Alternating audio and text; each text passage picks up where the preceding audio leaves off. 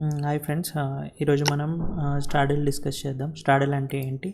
So ఇది ఏ టైంలో మనం ఇది స్ట్రాడల్ యూస్ చేసుకోవచ్చు, ఓకేనా? స్ట్రాడల్ అంటే నార్మల్గా మీరు స్ట్రాడల్ వచ్చేసి సేమ్ స్ట్రైక్ ప్రైస్ సెల్ కానీ బై కానీ చేస్తారు, సేమ్ స్ట్రైక్ ప్రైస్ని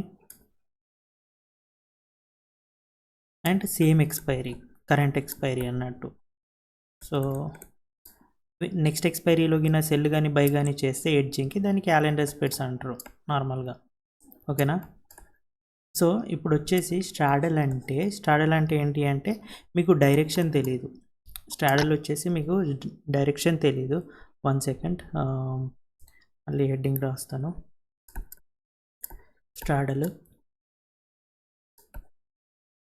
సో స్ట్రాడల్ అంటే మీకు డైరెక్షన్ తెలియదు. సో ఫస్ట్ ఆఫ్ ఆల్ మీకు డైరెక్షన్ తెలియదు, అప్ వెళ్తుంది తెలియదు, డౌన్ వెళ్తుంది తెలియదు, కానీ మీకు రేంజ్ తెలుసు. మామూలుగా ఈరోజు ఐదర్ ఈ రేంజ్లో మార్కెట్ ఉంటుంది, ఒక 400 పాయింట్స్ రేంజ్, ఆర్ లేకపోతే మార్కెట్ మూమెంట్ అప్ సైడ్ కానీ డౌన్ సైడ్ కానీ హ్యూజ్గా ఉంటుంది.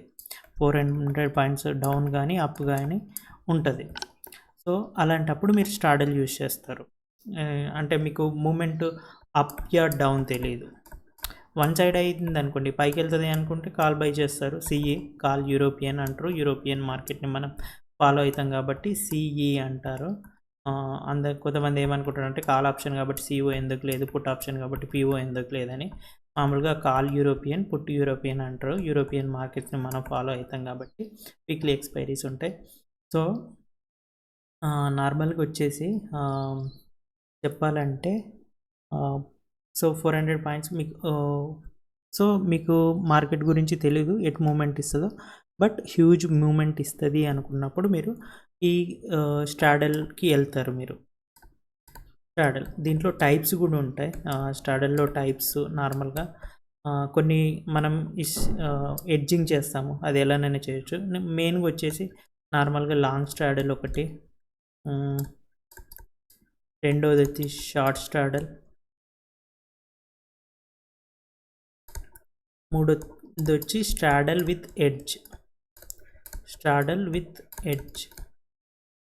ఎడ్జింగ్ చేస్తాం అన్నట్టు, సేమ్ స్ట్రాడల్ యూజ్ చేసి ఎడ్జ్ చేస్తాము. ఎందుకంటే మనం లాస్ని మినిమైజ్ చేయడానికి, లేకపోతే ఫిక్స్ ఆర్ మినిమైజ్ చేయడానికి మనం విత్ ఎడ్జ్ పోతాం. దీన్ని నార్మల్గా మీరు ఇనే ఉంటారు పేరు ఐరన్ బటర్ఫ్లై అని. Iron butterfly